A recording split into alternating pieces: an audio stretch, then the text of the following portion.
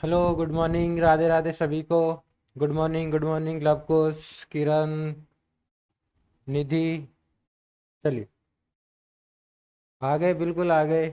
लवकुश।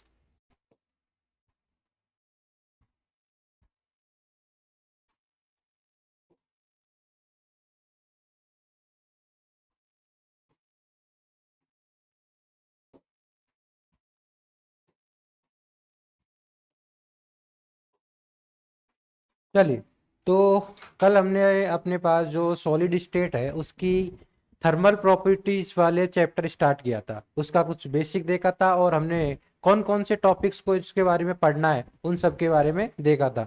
तो कैसा लगा कल का लेक्चर? बताइए जल्दी से। चलिए, बताइए जल्दी से।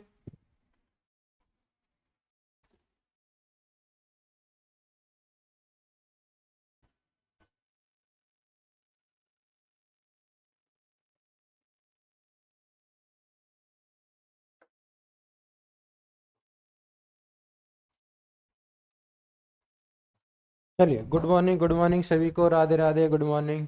मस्त, बहुत बढ़िया। चलिए, तो स्टार्ट करें आज का अपना लेक्चर नंबर सेकंड।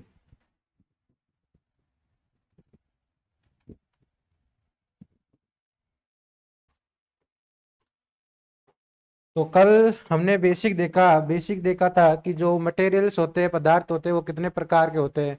उसमें ठोस, द्रव, गैस के अंदर हम क्या पढ़ने वाले हैं, सॉलिड स्टेट के अंदर ठोस पदार्थों के बारे में। ठीक है, तो ठोस पदार्थ भी यहाँ पर हमारे पास कंडक्टर, सुपर कंडक्टर, अपने पास सेमी कंडक्टर और इस प्रकार से हुए। बाद में हमने बताया कि जो मैटर्स होते हैं, पदार्थ होते हैं, सॉलिड पदार्थ होते हैं, उनकी कई प्रॉपर्टी होती है। जैसे इनकी स्ट्रक्चर कैसी होती है उनके बारे में आपने पढ़ लिया। इनकी थर्मल प्रॉपर्टी क्या होती है, इनकी मैकेनिकल प्रॉपर्टीज क्या होती है, इनकी ऑप्टिकल प्रॉपर्टीज हो गई, और अपने पास इलेक्ट्रिकल प्रॉपर्टी वगैरह, इन सब के बारे में हमने देखा। क्लियर? चलिए, तो आज अपना सेकंड लेक्चर में हम पढ़ने वाले हैं। नेक्स्ट टॉपिक है अपना लेटिस वाइब्रेशन, जालक कंपन। किसको देखेंगे आज? जालक कंपन।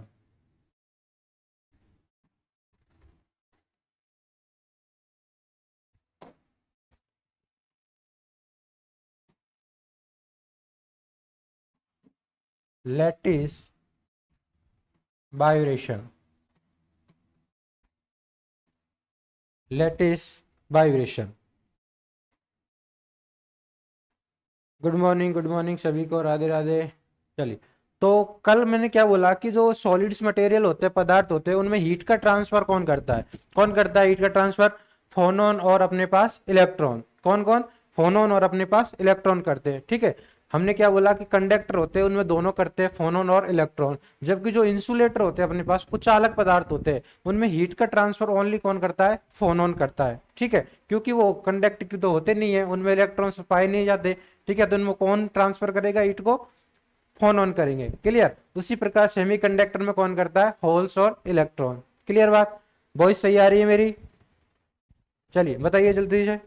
ठीक है, तो आज हम क्या पढ़ेंगे कि जो अपने पास फोनोन होते हैं, क्या होते हैं अपने पास फोनोन?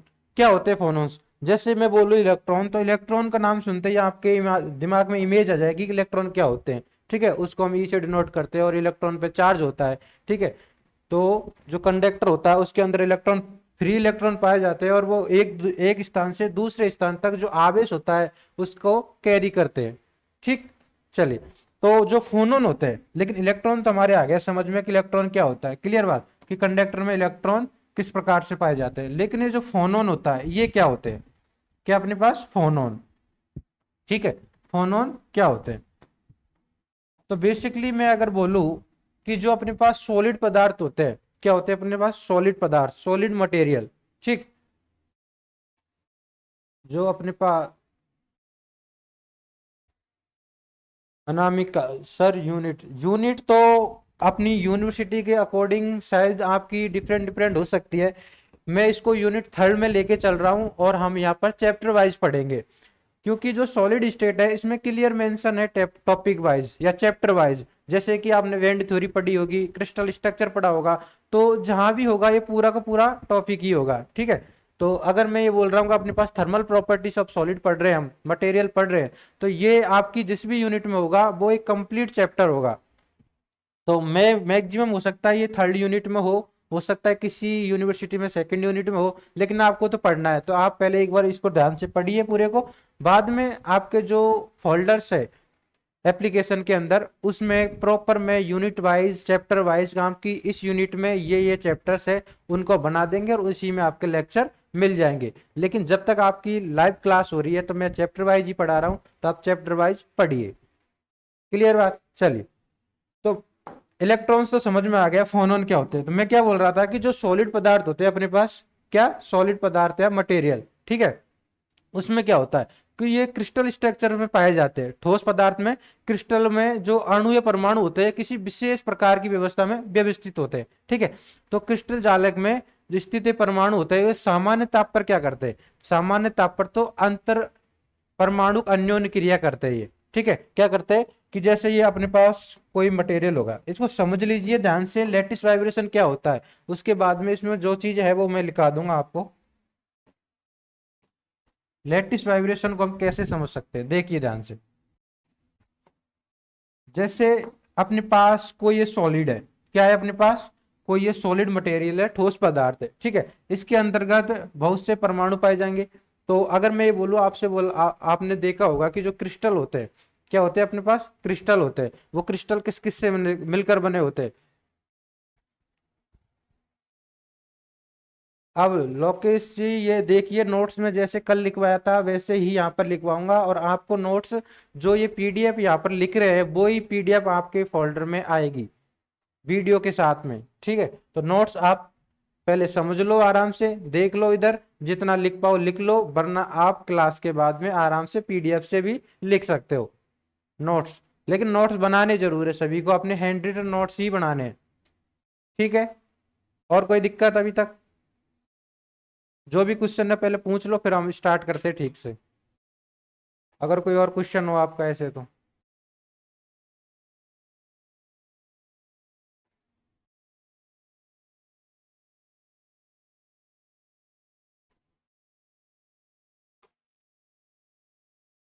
चलिए, चले।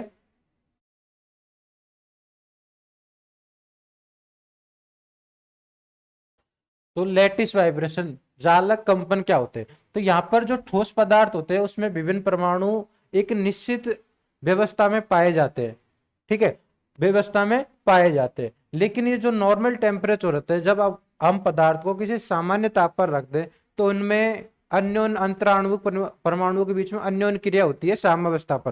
क्या होती है कि जैसे मैं एक एग्जांपल दूं कि मेरे पास कोई भी रॉड है, क्या है, कोई भी छड़ है, ठीक है। अगर मैं उसको एक पॉइंट को या एक सिरे को अगर मैं गर्म करता हूं तो उसका ऑटोमेटिक दूसरा सिरा गर्म होता है या नहीं होता, बताइए।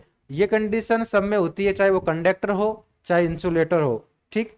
जैसे हमने अगर किसी लकड़ी को भी गर्म किया तो एक सिरा अगर हम गर्म कर रहे हैं तो उसका दूसरा सिरा गर्म क्यों होता है, क्यों होता है, क्योंकि इसमें लेटिस वाइब्रेशन पाए जाते हैं एटम्स के बीच में। क्या पाए जाते हैं, लेटिस वाइब्रेशन। अगर जो इलेक्ट्रॉन होते हैं वो इलेक्ट्रॉन तो क्या करते हैं, चार्ज को कैरी करते हैं, एक स्थान से दूसरे स्थान तक ले जाते हैं, ठीक। लेकिन यहाँ पर जो हीट है, हीट को कौन कैरी कर रहा है, हीट को कौन ट्रांसफर कर रहा है, फोनॉन। तो यहाँ पर जो एटम्स होंगे वो क्या करेंगे, अपनी जो मीन पोजीशन होती है, साम्यावस्था स्थिति होती है, उसके इर्द गिर्द कुछ कंपन करेंगे। क्या करेंगे, कंपन करेंगे। तो एक जब एटम कंपन करेगा तो ये इसका कंपन दूसरे एटम को भी इफेक्ट करेगा। क्या करेगा, दूसरे एटम को भी इफेक्ट करेगा या प्रभावित करेगा, ठीक है। तो इस प्रकार ये सभी एटम्स एक दूसरे को कंपन करेंगे। तो अगर यहां से हम किसी एक एक छोर से या एक एंड से किसी मेटर पदार्थ को या छड़ को गर्म करेंगे तो यहाँ पर लेटिस वाइब्रेशन या जालक कंपन के द्वारा हीट का एक स्थान से दूसरे स्थान पर ट्रांसफर होगा, ठीक है, स्थानांतरण होगा।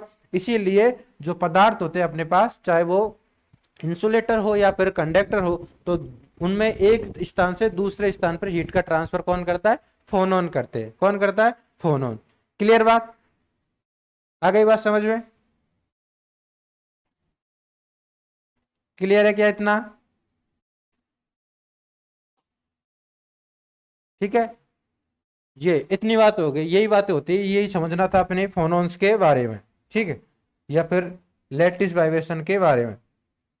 अब हम क्या करते हैं, अब हम इसमें लेटिस वाइब्रेशन जब समझ रहे हैं, जब पढ़ रहे हैं, तो परमाणु या धातुओं के अंदर क्या होता है कि यहाँ पर ये जो कंपन कर रहे हैं अपने पास एटम, क्या कर रहे हैं, कंपन कर रहे हैं, ठीक है। ये जो एटम है, तो ये जो कंपन करेंगे, वाइब्रेशन करेंगे, एक एक से अधिक एटम होंगे तो ये कंपन करेंगे, वाइब्रेशन करेंगे अपनी मीन पोजीशन पर।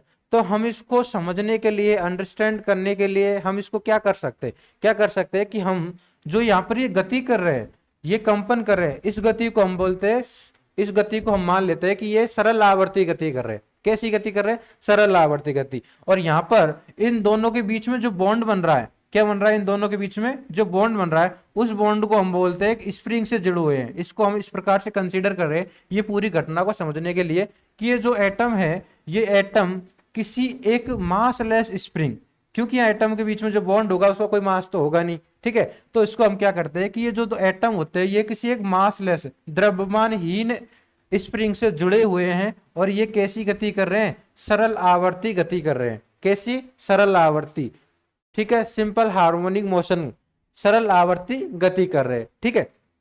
तो सॉलिड पदार्थ होते हैं उनमें इस प्रकार की ये गति पाई जाती है, सिंपल हार्मोनिक मोशन, जिसको हम कंसीडर करते हैं। और इनके बीच में जो बॉन्ड होता है वो कैसा होता है, मासलेस होता है, जिसको स्प्रिंग में।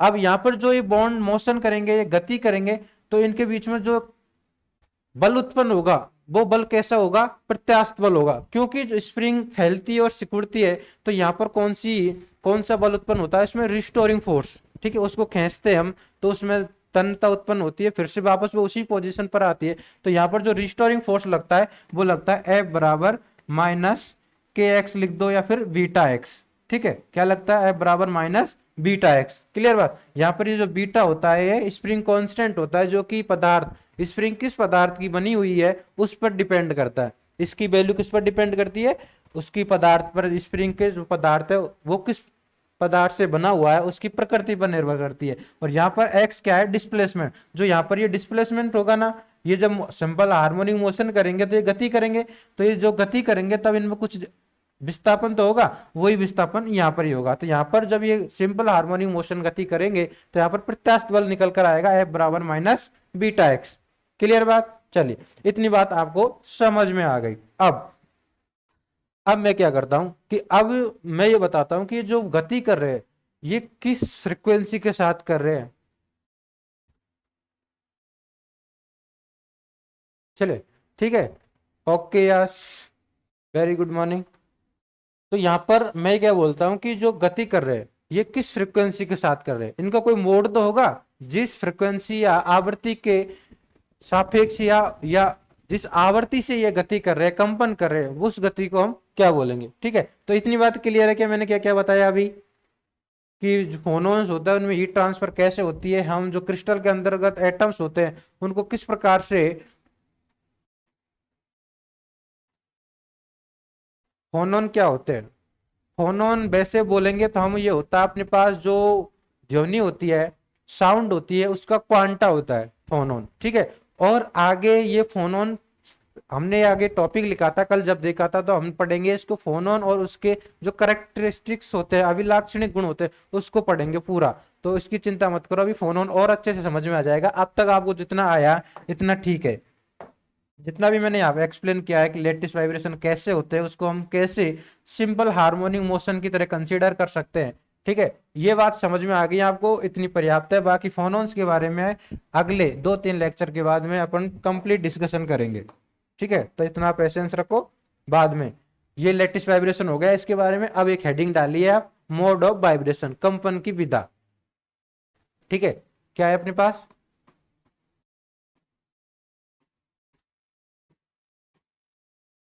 मोड ऑफ वाइब्रेशन, इसके अंतर्गत हेडिंग डालेंगे अपन, कंपन की विधा।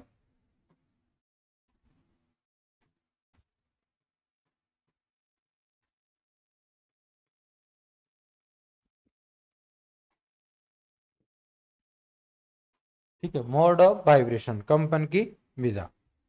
चलिए, क्या होती है कंपन की विधा। तो क्या होता है कि जब दोलन हो रहे हैं, क्या हो रहे हैं, दोलन हो रहे हैं, दोलन की स्वतंत्र कंपन की एक निश्चित आवृत्ति होगी।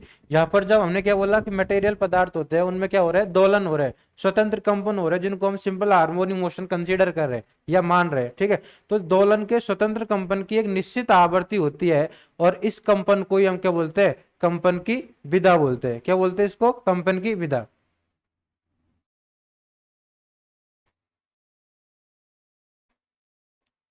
किसके बारे में, लैटिस वाइब्रेशन के बारे में जो बोला है।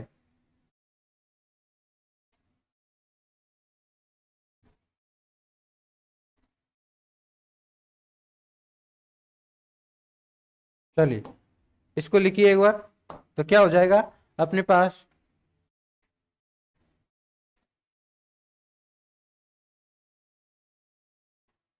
दोलन के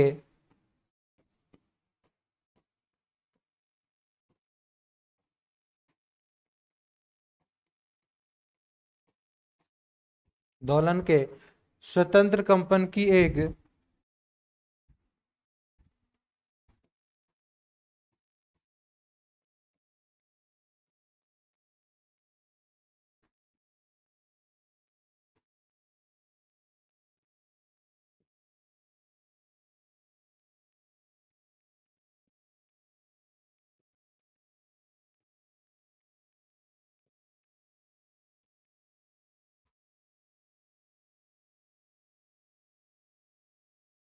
दोलन की एक स्वतंत्र कंपन की एक निश्चित आवृत्ति होती है,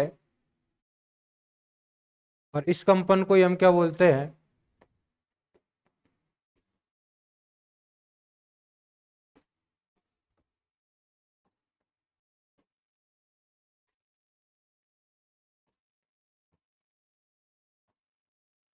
इस कंपन को ही क्या बोलते हैं हम, इसकी कंपन विधा कहते हैं। इसकी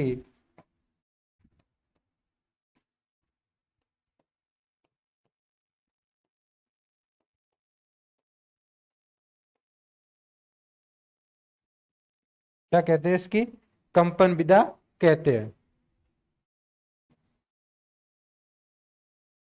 ठीक है, चलिए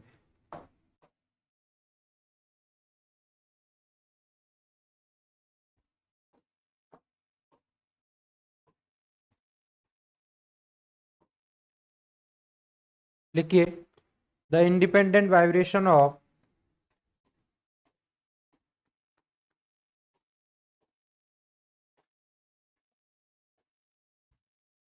the independent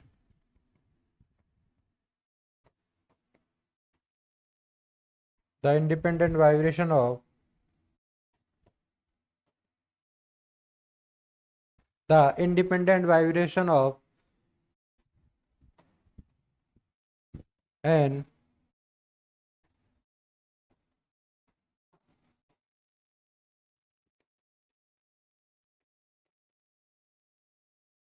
N oscillation has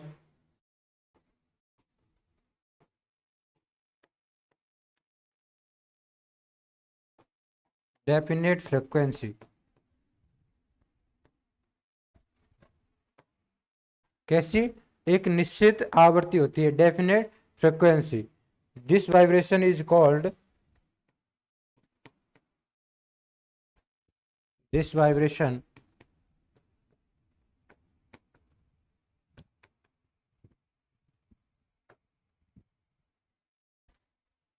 mode of vibration.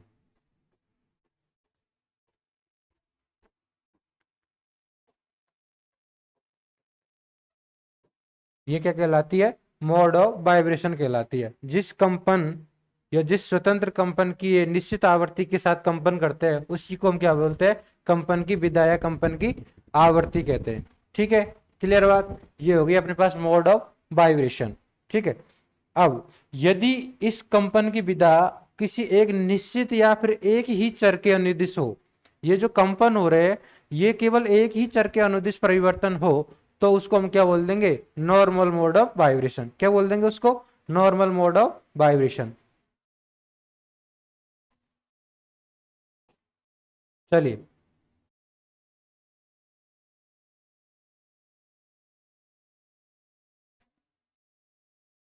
ठीक है, इतनी बात हो गई। चलिए लिखिए आगे।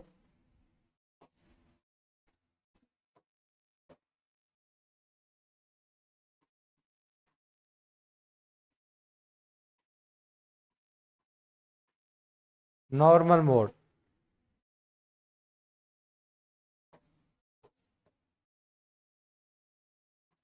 प्रसामान्य विधा,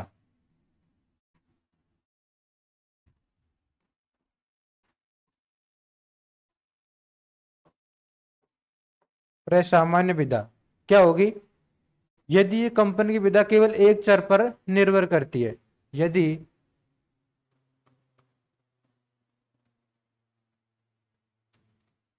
कंपन की विधा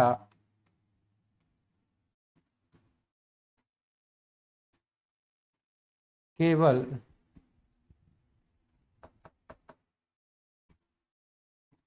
केवल एक चर पर निर्भर करती है, एक चर पर निर्भर करती है,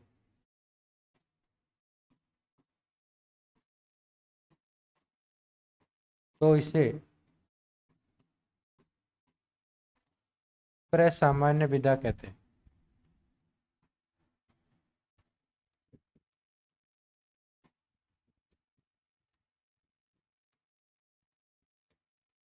क्या कहते हैं इसको? प्रसामान्य विधा कहते हैं। ठीक है,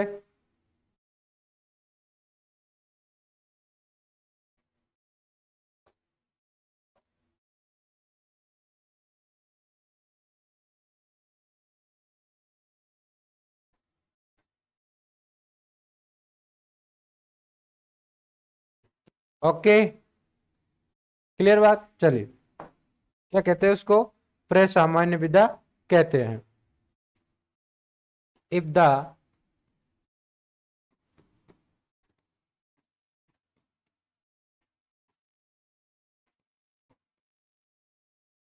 if the vibration mode depends on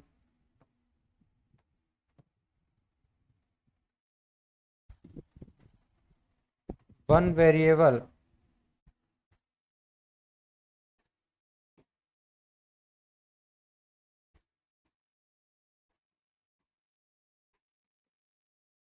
one variable, then it is it is known as normal mode of vibration,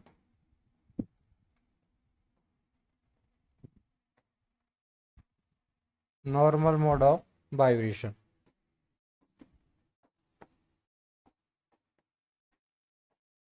clear बात? तो ये इतनी बात हो गई अपने पास नॉर्मल मोड ऑफ वाइब्रेशन के बारे में। इतनी बात समझ में आ गई आपको? उसके बारे में इतना ज़्यादा लिखने की जरूरत नहीं है, जो चीज़ें मैंने बोली है उनको समझ लो। अगर कुछ आ भी जाता है तो उसको आप एज इट इज लिख सकते हो। क्या जो अपने पास सॉलिड होता है उसमें परमाणु विभिन्न प्रकार से व्यवस्थित होते हैं, और साम्यावस्था पर या निम्न ताप पर वो अपने पास साम्यावस्था के इर्द गिर्द क्या करते हैं? अन्योन्य क्रिया करते हैं। वहां पर जो कंपन करते हैं उन कंपन को हम समझने के लिए क्या कर लेते हैं? हम सिंपल हार्मोनिक आवर्ती गति मान लेते हैं। ठीक है, यहाँ पर दो परमाणुओं के बीच में जो बंध मिलता है उसको हम एक मासलेस स्प्रिंग कंसिडर करके समझने की कोशिश करते हैं। तो वहां पर जो फोर्स होता है, प्रत्यास्थ बल उत्पन्न होता है, उसको हम F बराबर माइनस बीटा एक्स से डिनोट कर सकते हैं। ये चीजें थी, सिंपल है, आप खुद भी लिख सकते हो, वरना कोई बड़ी बात नहीं है। क्लियर? तो ये चीज होगी नॉर्मल मोड क्या होता है और अपने पास मोड ऑफ वाइब्रेशन क्या होते हैं। ठीक है, क्लियर बात। चलिए, तो इतना अपना ये वाइब्रेशन, लेटेस्ट वाइब्रेशन के बारे में हो गया। अब जो अपनी पास फर्स्ट हेडिंग थी कल, बेसिक इंट्रोडक्शन के बाद में normal mode of one D monoatomic lattice, उसके बारे में अब डिस्कशन करेंगे। ठीक है, चलिए, तो हेडिंग डालिए अब।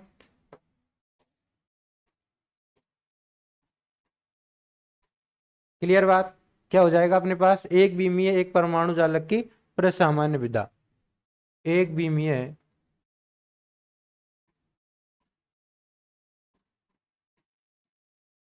एक बीमीय एक परमाणु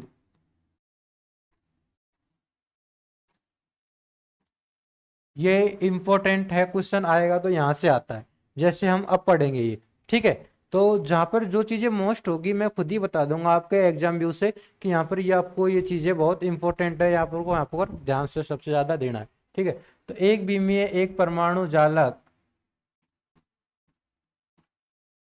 जालक के एक विमीय एक परमाणु जालक की प्रसामान्य विधा, जालक की प्रसामान्य विधा,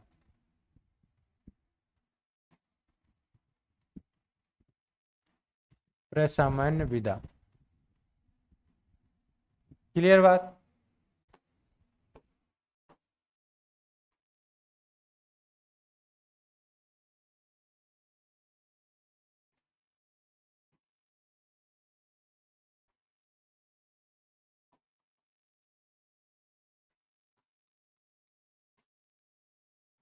नॉर्मल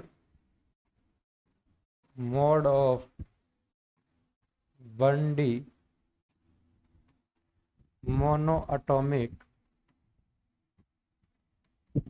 लैटिस। क्लियर बात? Normal mode of 1D monoatomic lattice. ठीक, चल तो इसको समझिए ध्यान से। 1D monoatomic lattice. क्लियर बात?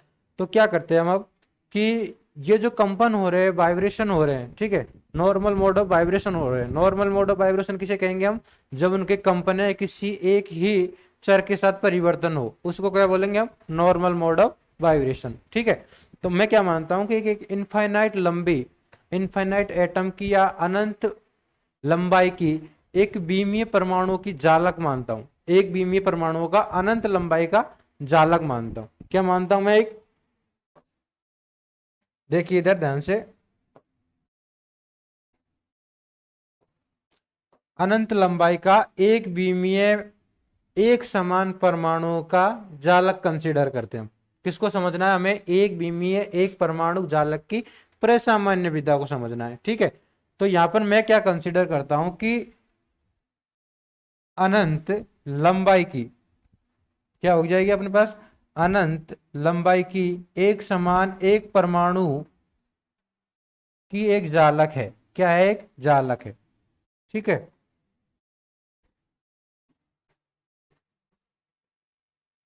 क्लियर बात? अब हमें यहां पर किस प्रकार समझना है कि इनके बीच में क्या है? स्प्रिंग जुड़ी हुई है। क्या जुड़ी हुई है इनके बीच में? स्प्रिंग, मासलेस स्प्रिंग, जिनके इक्विलिब्रियम पोजीशन के रेस्पेक्ट में क्या करेंगे? सिंपल हार्मोनिक मोशन करेंगे। ठीक, क्लियर बात? चलिए,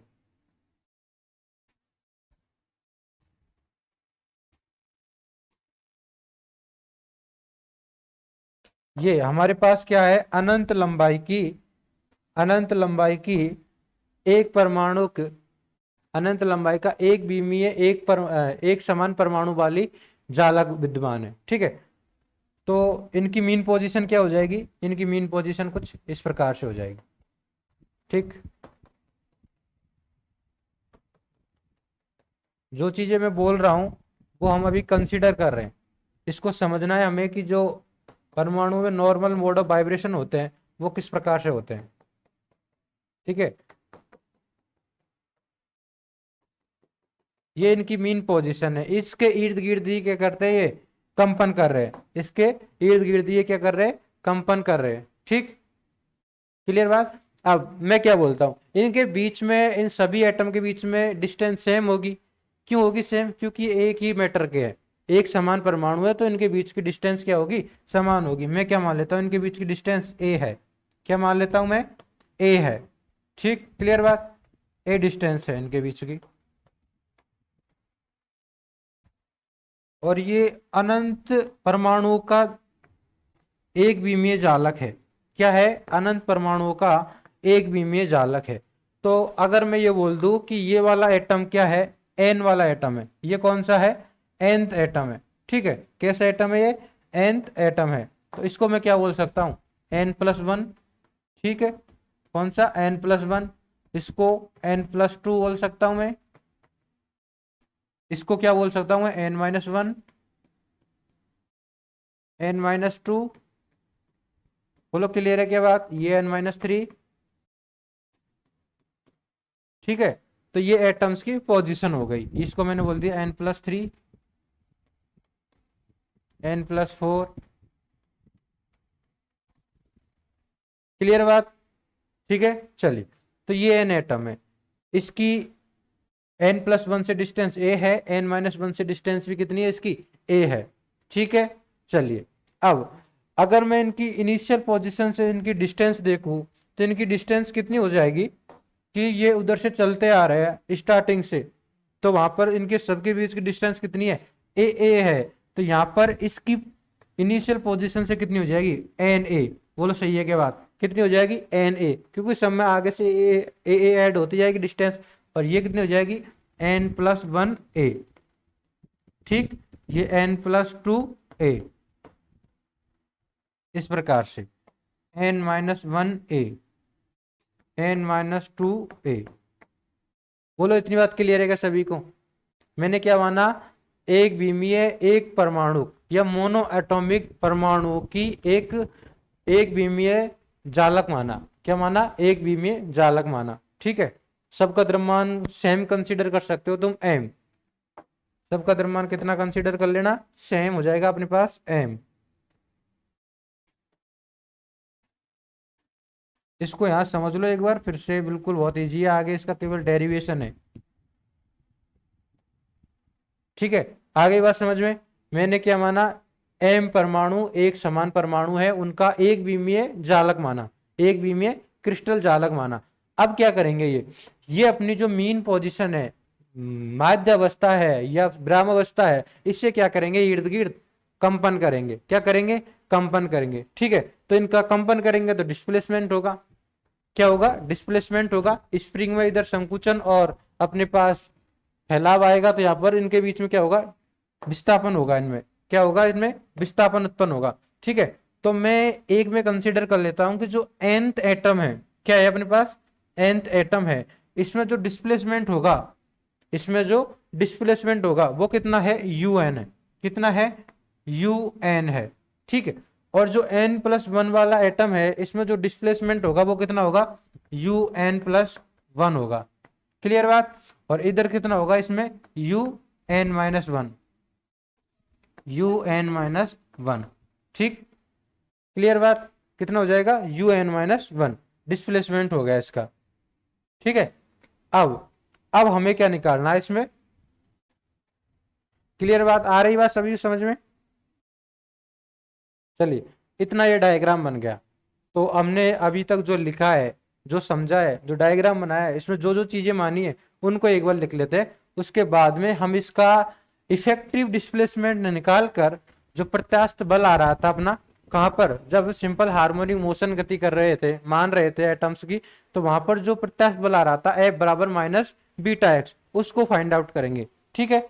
चलिए, तो अभी तक जो चीजें मानी है हमने, उनको हम मोटा मोटा लिख लेते हैं। चलिए,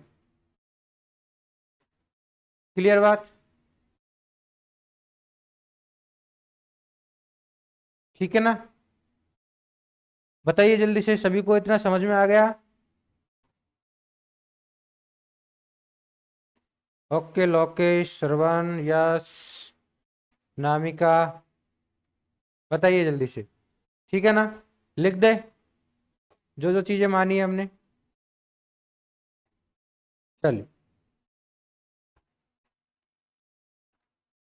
ठीक है, तो लिखिए क्या माना हमने।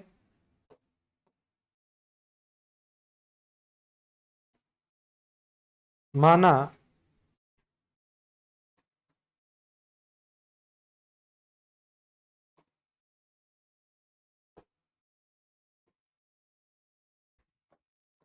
जल्दी से देखिए, माना, माना एक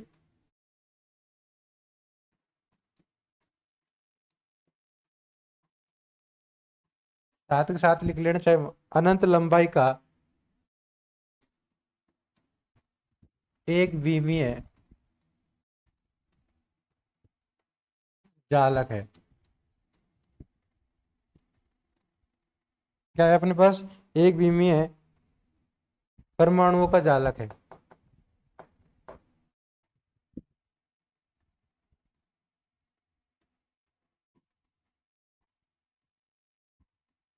परमाणुओं का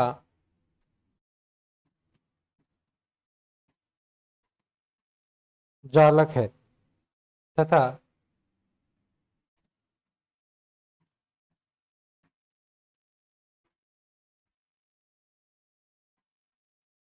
परमाणुओं की श्रृंखला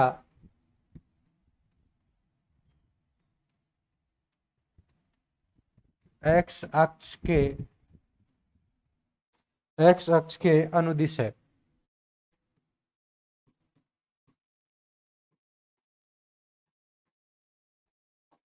क्लियर बात?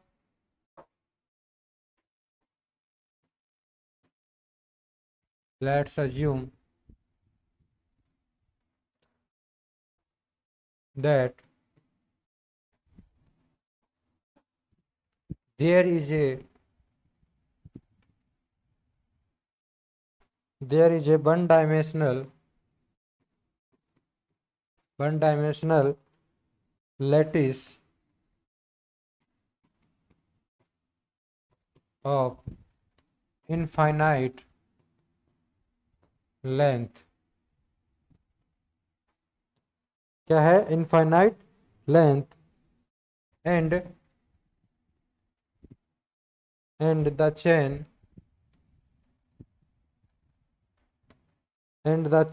of atom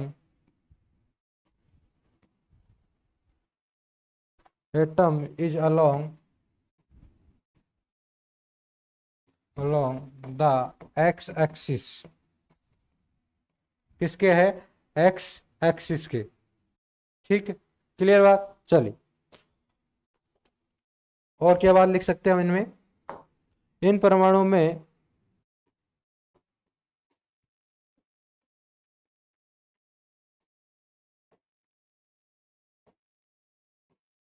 इन परमाणुओं में अन्योन्य क्रिया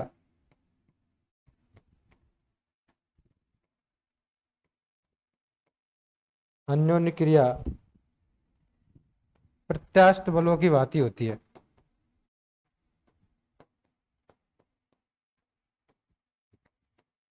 प्रत्यास्थ बलों की भांति होती है। इसका अर्थ क्या हुआ कि जो अन्योन्य क्रिया करेंगे, मोशन करते करते जो एक दूसरे को जो गति करेंगे, कंपन करेंगे, तो एक दूसरे को इफेक्ट करेंगे। ठीक है, तो जो इफेक्ट करेंगे तो वहां पर स्प्रिंग में जो फैलाव और सुकराव आएगा, तो वहां पर कौन सा बल उत्पन्न होगा?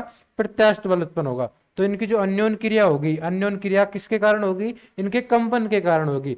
और जो अन्योन्य क्रिया होगी कंपन के कारण, वहां पर क्या होगा? प्रत्यास्थ बलों की भांति ये कार्य करेंगे, क्योंकि वहां पर प्रत्यास्थ बल उत्पन्न होंगे। ठीक है, चलिए, भांति होती है।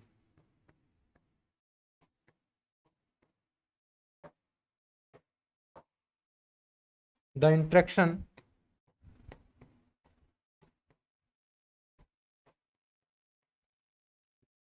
the interaction between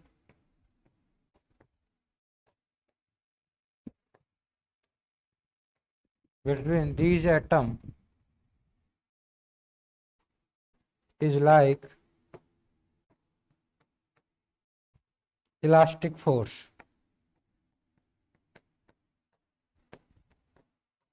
क्लियर बात? किसके कारण होगा ये? इलास्टिक फोर्स के कारण। ठीक है, चले, ओके, चलिए नेक्स्ट, आगे। अब हमने क्या बोला कि इनमें ये बात तो हो गई अपने पास।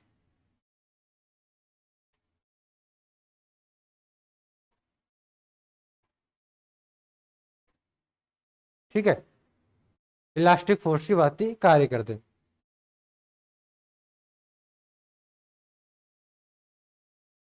अब मैं क्या मान लेता हूं? अब मैं क्या मान लेता हूं कि जो एनवे परमाणु है, अभी हमने और क्या माना था? एनवे परमाणु, उसकी साम्यावस्था पर स्थिति कितनी मानी? यूएन था। उसकी साम्यावस्था पर स्थिति यूएन था। ठीक है, यूएन था ना इसका डिस्प्लेसमेंट। इसका साम्यावस्था पर डिस्प्लेसमेंट होगा वो कितना होगा, un होगा, और इसका साम्यावस्था से जो डिस्प्लेसमेंट होगा वो कितना होगा, un+1 होगा। ठीक है, साम्यावस्था पे इनकी पोजीशन है, उसके बाद में जो डिस्प्लेसमेंट होगा वो कितना होगा, इसका un होगा, इसका un+1 होगा, इसका un-1 होगा। जब ये एक बार क्या करेंगे, गति करेंगे या फिर इनका कंपन करेंगे। ठीक है, चलिए तो इन बातों को लिख लीजिए एक बार, क्या हो जाएगी अपने पास,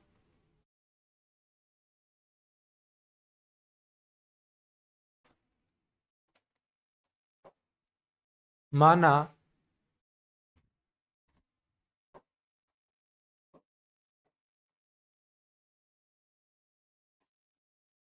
माना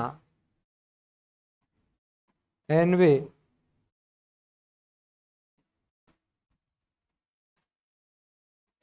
परमाणु का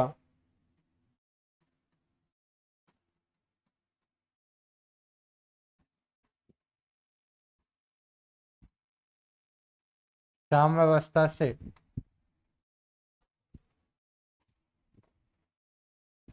साम्यावस्था की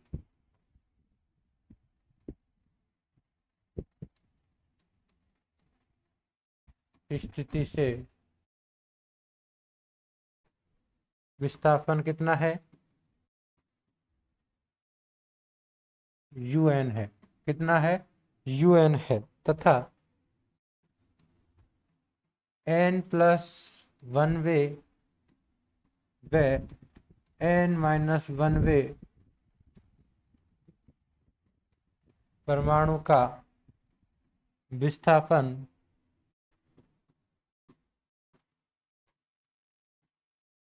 क्रमशः कितना है, क्रमशः un+1 व un-1 है। क्लियर बात, कितना है, un+1 व un-1 है। Let the displacement of the displacement of the nth atom from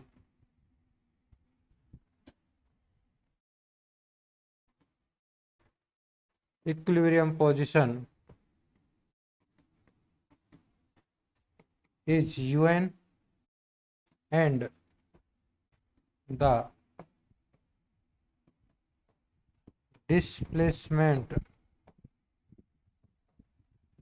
displacement of n+1 and n-1 atom is un+1 and un-1 respectively।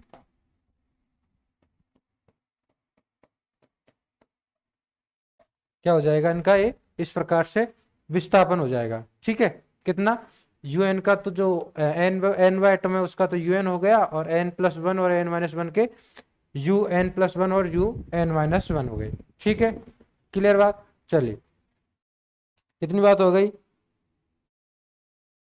अब यदि हम क्या करते हैं, इनमें केवल क्या कंसीडर करते हैं, अगर हम इनमें केवल नियरेस्ट नेबर इंटरेक्शन कंसिडर करते हैं, निकटतम अन्योन्य क्रिया अगर मानते हैं, निकटतम अन्योन्य क्रिया का मतलब क्या हुआ, समझिए, निकटतम अन्योन्य क्रिया का मतलब हुआ कि यहाँ पर ये जो एटम्स है, क्या है अपने पास ये एटम, तो मैं अगर nवे एटम की नियरेस्ट नेबर इंटरेक्शन कंसिडर करूं या निकटतम अन्योन्य क्रिया मानूं, तो इसका मतलब ये हुआ कि ये जो एटम है केवल ये दोनों पास वाले एटम से ही अन्योन्य क्रिया करेगा। मतलब कि जब ये वाइब्रेशन करेगा, जब ये कंपन करेगा, तब जो दोनों पास वाले एटम है, नियरेस्ट मतलब निकटतम पास वाले एटम है, परमाणु है, उन्हीं को इफेक्ट करेगा। इसका कंपन पास वाले जो एटम्स है उन्हीं को इफेक्ट करेगा, इन्हीं में डिस्प्लेसमेंट आएगा। ये होती है नियरेस्ट नेबर इंटरेक्शन। ठीक, क्लियर बात।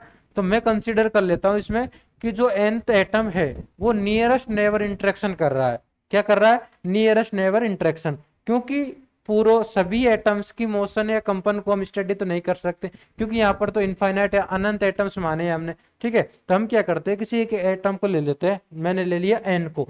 अब ये एन क्या कर रहा है, नियरेस्ट नेबर इंटरेक्शन कर रहा है, मतलब ये खुद कंपन कर रहा है, तो ये दोनों जो नियरेस्ट पास वाले अणु है, परमाणु है, उनको कंपन के साथ इनको भी इफेक्ट कर रहा है, इनके भी कंपन करवा रहा है। ठीक, चलिए, तो मैं क्या कंसिडर कर लेता हूं, नियरेस्ट नेबर इंटरेक्शन। ठीक है,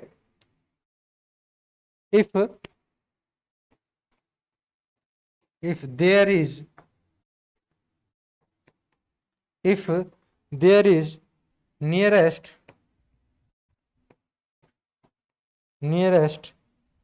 neighbor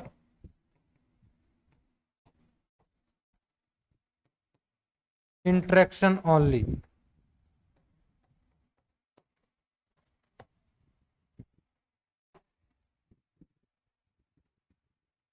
क्या होगी इनके पास, यदि केवल निकटतम अन्योन क्रिया हो,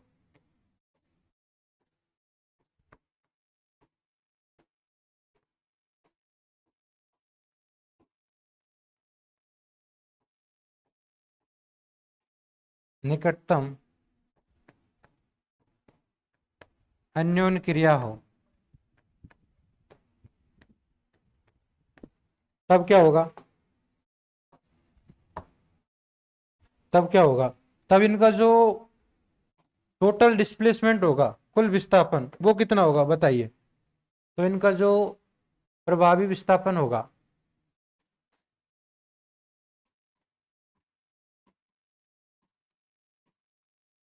क्या हो जाएगा अपने पास, इफेक्टिव डिस्प्लेसमेंट।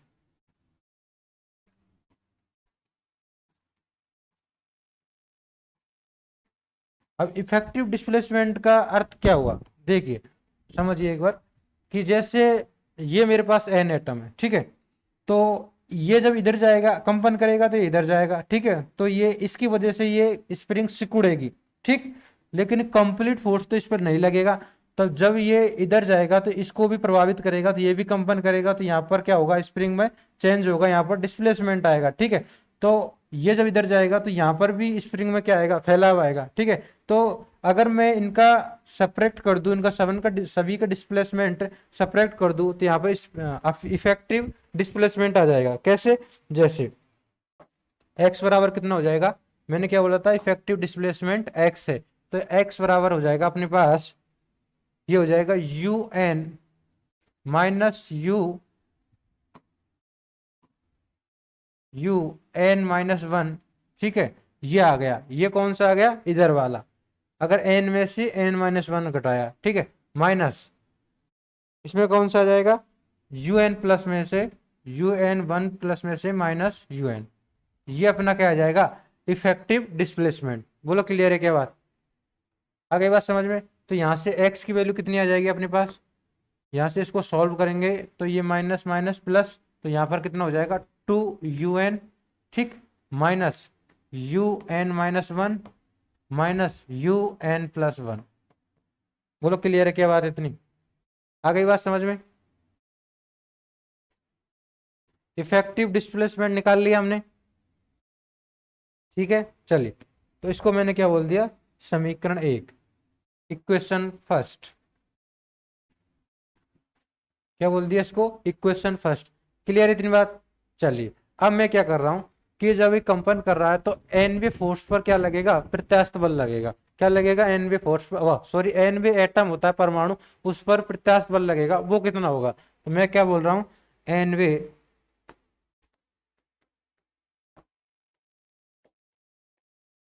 परमाणु पर बल, क्या बोल दिया मैंने, force on nth atom,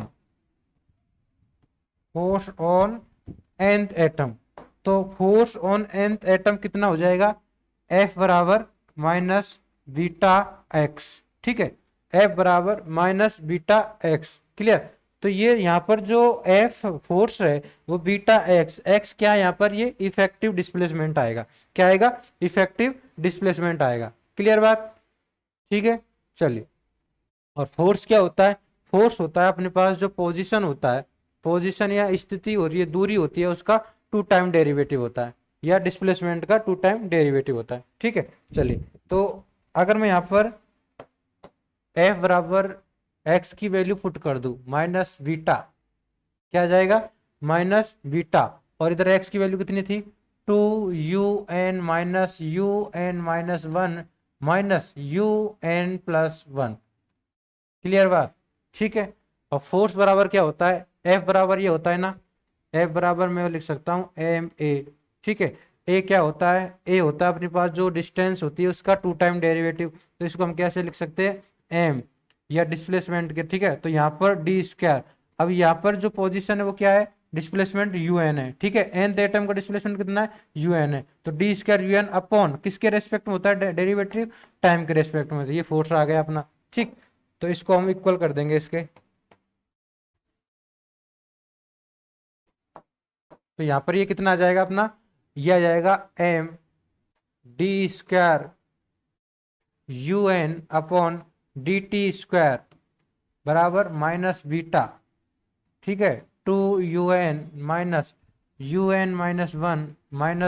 un+1।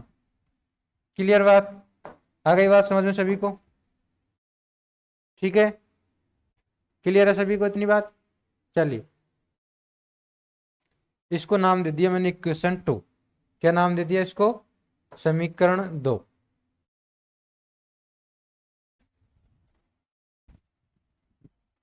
चलिए अब आगे मैं क्या करता हूं कि ये जो समीकरण 2 है, ये समीकरण जो 2 है, इसका जो सॉल्यूशन होगा वो कैसा होगा, प्लेन वेव सॉल्यूशन होगा। क्या ये क्वाड्रेटिक इक्वेशन बन रही है अपने पास यूएन में, ठीक है, यहाँ यूएन का डबल डेरिवेटिव है। ठीक है, डिफरेंशियल इक्वेशन में जब इसको सॉल्व करेंगे तो यहाँ पर कैसा सॉल्यूशन निकल कर आता है, इसका प्लेन वेव सॉल्यूशन। तो मैं क्या मान लेता हूं कि इसका जो सॉल्यूशन होगा समीकरण होगा वो कैसा होगा, प्लेन वेव सॉल्यूशन होगा। कैसा होगा, प्लेन वेव सॉल्यूशन होगा। Late consider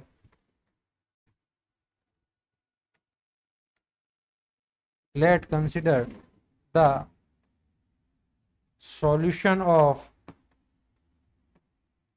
equation 2 is plane wave solution।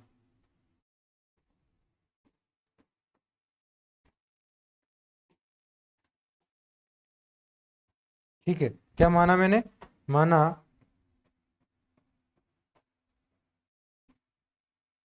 समीकरण 2 का हल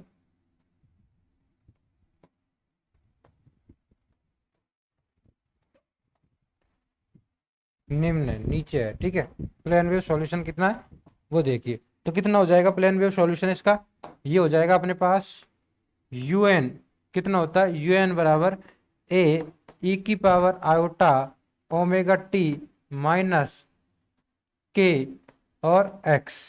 ठीक है, ये होता है क्या, प्लेन वेव सॉल्यूशन। लेकिन अब यहां पर हमें जो un है, क्या है अपने पास un, ये क्या है, nth एटम का डिस्प्लेसमेंट है जो कि इसका सॉल्यूशन निकल कर आया। अगर हम यूएन की वैल्यू इसमें पूरे में पुट करेंगे तो इसको ये सेटिस्फाई कर देगा। ठीक है, तो यूएन है, तो यहाँ पर ए ई की पावर, ए नॉर्मलाइज कांस्टेंट होता है इधर आयोटा।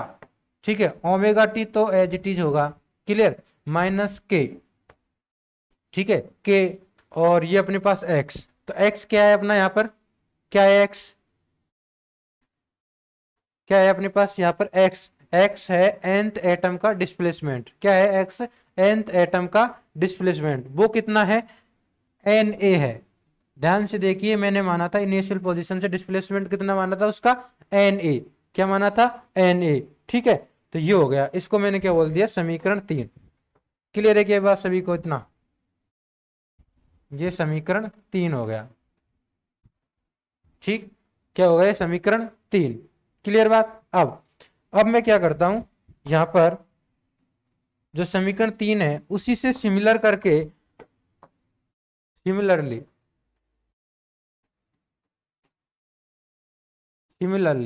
un तो आ गया अपने पास, अगर मैं n की जगह पे n-1 पुट कर दूं तो un-1 का सॉल्यूशन आ जाएगा। क्लियर बात, कितना आ जाएगा, A E iota omega T minus के, और displacement n minus one atom का आएगा, कितना आ जाएगा n माइनस वन ए। ठीक, आ गई बात। उसी प्रकार से आ जाएगा u n प्लस वन का कितना a e iota omega T minus के n प्लस वन ए। ठीक, आ गई बात समझ में? ओके चलिए, ये आ गया। इसको मैंने इक्वेशन 4 बोल दिया, दोनों को क्या बोल दिया, इसको समीकरण 4। ठीक है, अब क्या करना है हमें, जो समीकरण एक थी, दो थी अपने पास, क्या समीकरण दो थी, उस पर इन सभी की वैल्यू पुट करनी है हमें। क्या करनी है, उन सभी की वैल्यू पुट करनी है। ठीक, चलो चलिए तो पुट करते हैं अपन वैल्यू। समीकरण 3 व 4 से मान समीकरण 2 में रखने पर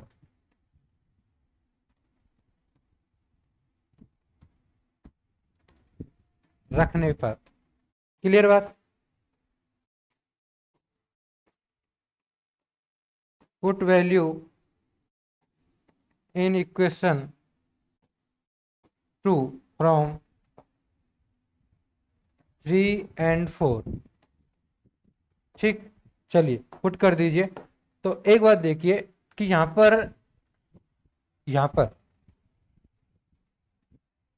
पर जो यूएन है इसकी वैल्यू हमें पुट करनी है इधर।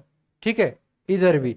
तो यहाँ पर यूएन का क्या हो रहा है, यहाँ पर 2 टाइम डेरिवेटिव हो रहा है टी के रेस्पेक्ट में। क्या हो रहा है, यूएन का 2 टाइम डेरिवेटिव, 2 बार इसका अवकलन हो रहा है। ठीक है, तो यहाँ पर ए तो कांस्टेंट है, नॉर्मलाइज कांस्टेंट, और इसमें एक्सपोनेंशियल की पावर में के एन ए, ये तो टाइम से इंडिपेंडेंट है। ठीक है, टाइम से इंडिपेंडेंट है, तो इसका तो जीरो हो जाएगा ऑलवेज। यहाँ पर जो ओमेगा है, ये आयोटा अंदर मल्टीप्लाई होगा दोनों से, तो ये ओमेगा टी है, तो इसका ओनली डेरिवेटिव होगा। क्योंकि जब टोटल पहले किसका होगा, एक्सपोनेंशियल का, उसके बाद में किसका होगा, ओमेगा टी का, क्योंकि यहाँ टाइम डिपेंडेंट टर्म्स कौन सी है, ओमेगा टी।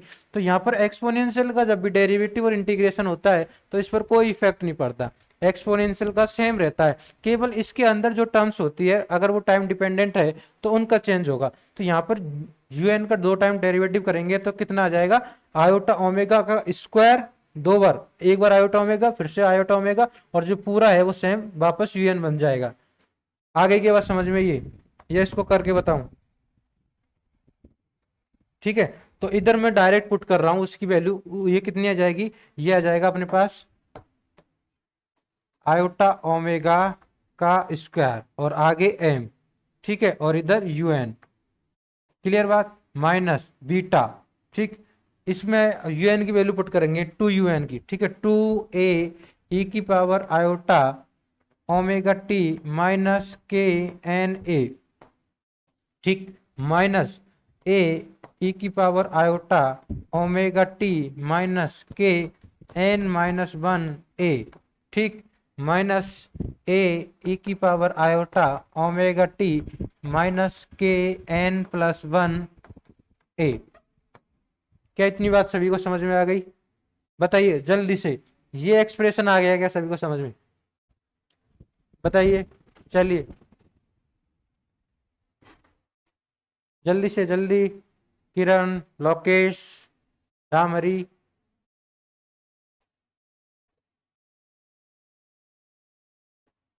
क्लियर क्या बात? आगे बात समझ में?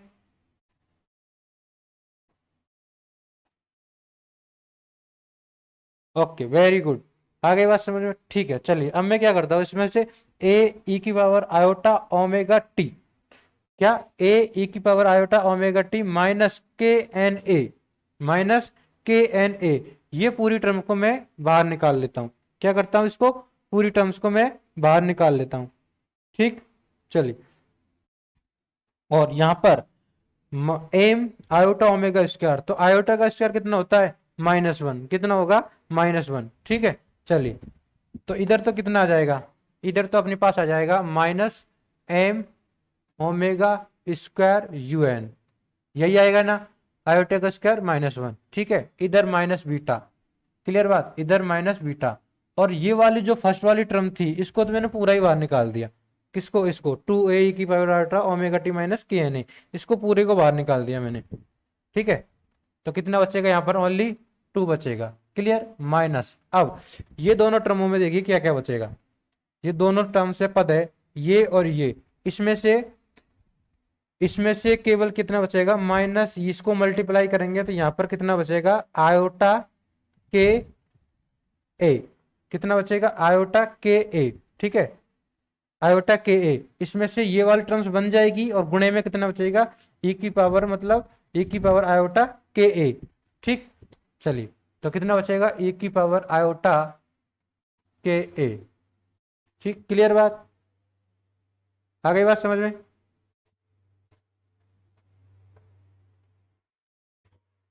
यही बचेगा ना। चलिए, और आगे उधर कितना बचेगा, माइनस ई की पावर माइनस आयोटा के ए, यही बचेगा क्या, और इधर आपने पास ये बाहर आ गया, ई की पावर आयोटा के ओमेगा टी माइनस के एन ए, ये सब में से मैंने कॉमन कर लिया। क्लियर बात, कर लिया कॉमन। चलिए, ठीक है, चलिए, अब यहां पर इस माइनस को, यहां पर इस माइनस को अंदर मल्टीप्लाई कर दो। क्या कर दो, इसको अंदर मल्टीप्लाई कर दो। ठीक है, कोई दिक्कत यहां तक, क्लियर बात। चलिए, तो यहां पर ऐसा करो, ये माइनस सी काट दो डायरेक्ट, बाकी इधर बचेगा अपने पास M omega square U N. ठीक है, बीटा अपने पास 2, यहां से माइनस कॉमन लिया तो कितना बचेगा, ई की पावर आयोटा के ए माइनस ई की पावर, सॉरी, प्लस आयोटा के ए, और ये कितना बन जाएगा फिर से यू एन। ठीक है, क्या बन गया, यू एन। अब यहां से मैंने यू एन से कैंसिल कर दिया इधर, तो यहां पर जो बचेगा वो कितना बचेगा, इधर बचेगा अपने पास एम ओमेगा स्क्वायर बराबर बीटा 2 माइनस, ये कितना होता है, ये एक्सप्रेशन का पता है क्या कितना होता है, ये होता है अपने पास 2 साइन स्क्वायर के ए बाई 2। ठीक है, कितना होता है ये, बताइए जल्दी से, ये होता है अपने पास 2, सॉरी, ये प्लस में ए की पावर आयोटा, तो इसको 2 से ऊपर नीचे मल्टीप्लाई करेंगे हम, किससे, 2 से ऊपर नीचे मल्टीप्लाई, तो ये किस में कन्वर्ट हो जाएगा, ये हो जाएगा कॉस के ए में, किसमें, कॉस के ए में। ठीक है, हो गई बात। चलिए, कॉस के ए, यहां से 2 कॉमन लिया मैंने, तो 2 बीटा, ठीक है, 1 माइनस कॉस के ए, और इधर M omega square. Clear, 2 beta. अब इसको फिर से मैं हाफ एंगल फॉर्मूला यूज करके इसको क्या लिख सकता हूं, इसको लिख सकता हूं 2 साइन स्क्वायर के ए बाई 2। ठीक, ये हो गया M square omega, M omega square. यहां से अगर मैं ओमेगा स्क्वायर की वैल्यू फाइंड आउट करूं, फ्रिक्वेंसी निकालनी थी ना हमें, नॉर्मल मोड ऑफ वाइब्रेशन। ठीक है, तो ओमेगा स्क्वायर ये आ गया 2, और अंदर से 2 मल्टीप्लाई होगा तो कितना हो जाएगा 4 बीटा अपॉन, इधर से एम को डिवाइड कर देता हूं मैं एम। क्लियर बात, ये आ गया साइन स्क्वायर के बाई 2। ठीक है, ये आ गया। तो ये जो एक्सप्रेशन आया है अपने पास, ये है अपने पास इंपॉर्टेंट या काम का। ठीक, अगर क्वेश्चन आपसे आएगा नॉर्मल मोड ऑफ वाइब्रेशन निकालने के लिए, तो आपसे यही है वाला एक्सप्रेशन निकलवाएगा। ठीक, चलिए, आ गई बात समझ में। अब मैं यहाँ पर ओमेगा की वैल्यू फाइंड आउट करना चाहूँ, किसकी, ओनली ओमेगा की, तो ओमेगा कितना हो जाएगा, कितना हो जाएगा बताइए, रूट ले ले इसका, तो ये अपने पास 4 बीटा और नीचे एम इसका रूट। ठीक, और इधर साइन के ए बाई 2, कितना हो गया, साइन के ए बाई 2। तो ये जो रिलेशन आया है, क्या आया अपने पास, ये रिलेशन आया है, ये इक्वेशन कितनी हो जाएगी, कितनी इक्वेशन दे दी अपना अभी तक, 4। ठीक है, तो ये जो इक्वेशन है 5, क्या है अपने पास, समीकरण 5, ये क्या है, ये है अपने पास डिस्पर्जन रिलेशन। क्या है अपने पास, ये डिस्पर्जन रिलेशन ओमेगा एंड के में। ओमेगा क्या है, फ्रिक्वेंसी है, के क्या होता है अपने पास, जो वेव होती है उसका या फिर स्प्रिंग कांस्टेंट। क्लियर बात, प्लेन वेव सॉल्यूशन में क्या आता है अपने पास, वेव कांस्टेंट या संचरण नियतांक, की क्या होता है, संचरण नियतांक। ठीक है, तो जो समीकरण 5 है, समीकरण 5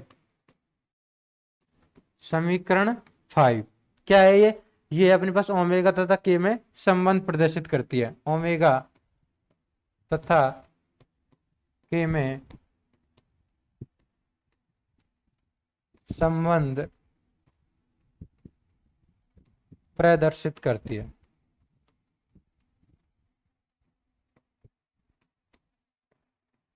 क्लियर बात, क्या करती है, ओमेगा तथा के में संबंध प्रदर्शित करती है।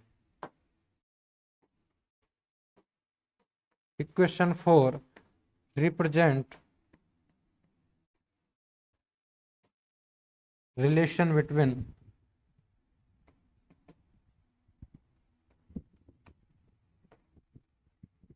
ओमेगा एंड के, और इस संबंध को क्या बोलते हैं हम, इस संबंध को बोलते हैं हम डिस्पर्जन रिलेशन। क्या बोलते हैं इसको, परिक्षेपण संबंध या डिस्पर्जन रिलेशन। इस समीकरण को या इस संबंध को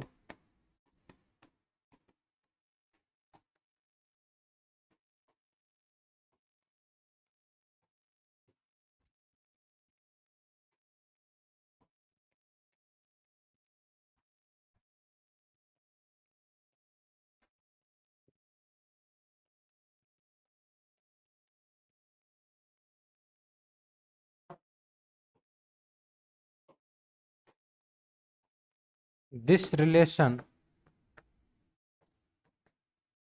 is known as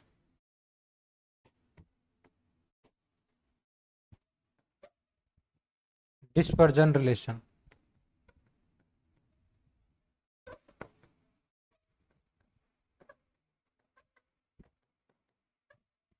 क्लियर बात, तो क्वेश्चन ये भी फॉर्म में बनकर आ सकता है कि जो डिस्पर्जन रिलेशन है वन डायमेंशन एटॉमिक लैटिस के लिए, उसको फाइंड आउट करे। ठीक है, तो ये अपना टॉपिक हो गया। अब इसमें हम ओमेगा की डिफरेंट डिफरेंट वैल्यू लेकर इसके 3 केस बनाएंगे, और वहां पर इसके जो अपने पास वेलोसिटी निकल कर आती है, phase velocity, group velocity, dispersion relation से ही निकल कर आती है, उन चीजों को निकालेंगे। और अपने पास ब्रूला जोन क्या होते हैं, ब्रूला जोन कंडीशन क्या होती है और कैसे बनते हैं, इसको समझेंगे इसके केस के माध्यम से। तो ये टॉपिक इतना कंप्लीट हो गया। ठीक है, चलिए, किसी को कोई दिक्कत यहाँ तक समझने में, लिखने में, बताइए जल्दी से। आज के लिए हम इतना ही करेंगे, बाकी अगला जो बचा हुआ है इस टॉपिक का, अगले 2 के 3 केस बनाकर इसमें जो भी चीजें बची है वो करेंगे हम कल। यहाँ तक कोई दिक्कत किसी को, बताइए जल्दी से कमेंट करके।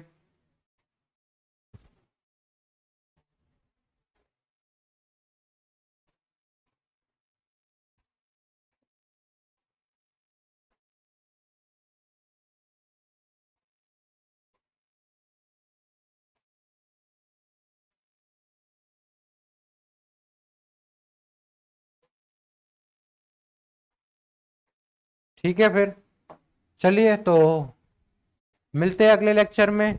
तब तक के लिए सभी को राधे राधे। हाँ, और एक बात और, आप अगर आप सभी ने, वैसे आपने फर्स्ट ईयर सेकेंड ईयर पास कर रखी है, थर्ड ईयर में हो, तो आपको ये बताने की जरूरत नहीं है कि आपको कितना पढ़ना है, कितना छोड़ना है, कितना सफिशियंट है। लेकिन ये तो अपने बीएससी के अकॉर्डिंग ठीक है, आप जितना कर रहे हो, आपको जितना पढ़ा जा रहा है आप पढ़ रहे हो। लेकिन अगर आप ये चीजों को देखो, जो बीएससी थर्ड ईयर में अपने ये सॉलिड पढ़ा रहे हैं हम, ठीक है, मैं अभी सॉलिड पढ़ा रहा हूँ, तो यहाँ से अगर आप इसी फील्ड में आगे कैरी ऑन करना चाहते हो अपने करियर के लिए, कि आप अगर एमएससी करना चाहते हो आगे और भी फील्ड में, या जो फिजिक्स की फील्ड में वैकेंसीज आती है उनके लिए आपको प्रिपेयर करना है, जॉब लगना है, तो इसी की ये फिजिक्स की नॉलेज आपको होनी चाहिए। ठीक है, तो अगर आपको बाद बीएससी के बाद में आपका एमएससी आईआईटी से, कॉलेज से, या फिर और भी कुछ चीज़ें जो आपको करना है, तो इसके लिए ये बहुत चीज़ें हैं, इनको बहुत सीरियस से पढ़ना पड़ेगा।